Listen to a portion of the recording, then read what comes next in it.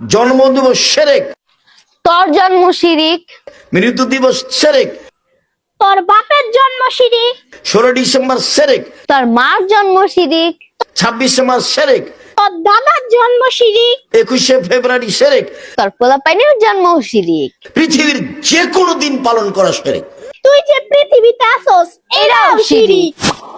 ওই গান্ডুর বাচ্চা, তুই জানোস শিরিক কাকে বলে? শিরিক হচ্ছে কোনো কিছুর সাথে কোনো কিছু সমানভাবে যুক্ত করা। যেমন এক পাল ছাগলের মাঝে একটা পাঠা ছেড়ে দিলে সেই পাঠাটাকে খুঁজতে যেমন কষ্ট হয়, সেটাকেই শিরিক বলে। আর এক পাল ছাগলের মধ্যে যদি একটা ভেড়া ছেড়ে দেওয়া হয় তাহলে সেটাকে মুহূর্তের মধ্যে খুঁজে বের করা সম্ভব। এখন তুই বল, পৃথিবীতে আল্লাহর সমকক্ষ বা আল্লাহর সমবস্তু এমন কোন জিনিস আছে যা দিয়ে আল্লাহর সাথে শরীক করা যায়? গান্ডুর বাচ্চা, আগে ধর্ম বুঝ, আগে ধর্ম শিখ, তারপরে ধর্ম নিয়ে কথা বলবি।